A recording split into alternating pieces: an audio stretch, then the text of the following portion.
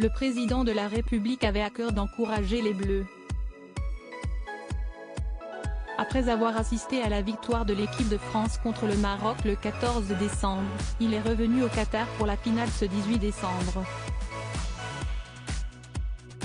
Un geste loin d'être sans conséquence pour la planète et pour les finances publiques, comme le révèle Le Point qui a sorti sa calculatrice. Le président argentin Alberto Fernandez avait décidé de ne pas se rendre au Qatar pour la finale de la Coupe du monde de football. Une décision basée non sur un potentiel désintérêt pour le sport national mais par superstition. Absent lors des 5 derniers matchs de l'Argentine qui se sont soldés par des victoires, le président a fait le choix de se priver de ce plaisir par peur de porter malheur aux joueurs argentins.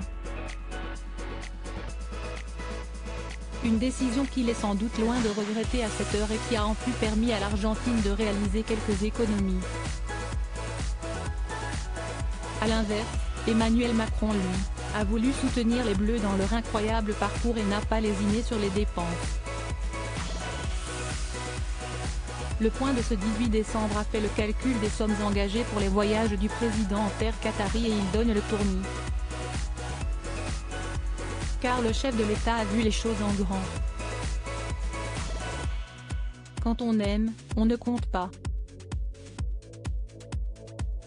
Des chiffres qui donnent le vertige. Le journal a établi que les 2 allers-retours d'Emmanuel Macron au Qatar, pour assister à la demi-finale contre le Maroc et à la finale contre l'Argentine, ont coûté environ 501 000 € aux contribuables, soit 31 ans de SMIC.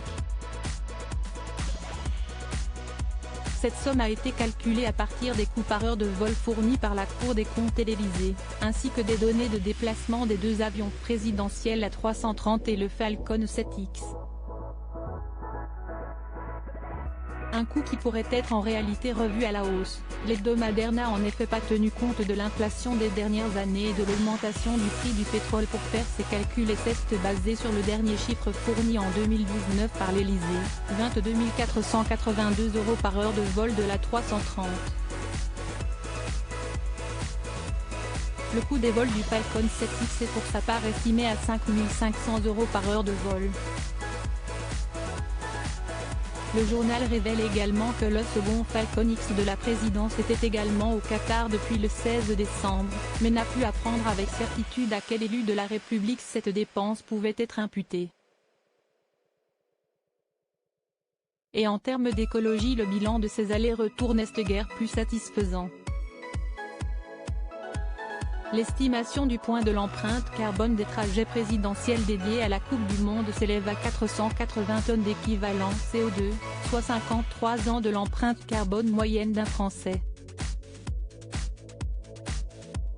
Bon Prince, l'hebdomadaire a soustrait l'escale en Égypte et en Jordanie pour des missions étatiques sur le trajet retour de Doha après la finale. Si on les ajoute, la facture s'élève à 812 000 € et 725 tonnes d'équivalent CO2. Un bilan qui fait tâche alors que le président a décidé de sécher la 15 pesos colombiens sur la protection de la biodiversité qui s'achève à Montréal. Une ONG a d'ailleurs, durant la conférence internationale, rappelé au chef de l'État français qu'il aurait dû être à Montréal plutôt qu'au Qatar. Pas de chance pour la planète et les finances publiques, Emmanuel Macron n'avait Dieu que pour les Bleus cette semaine.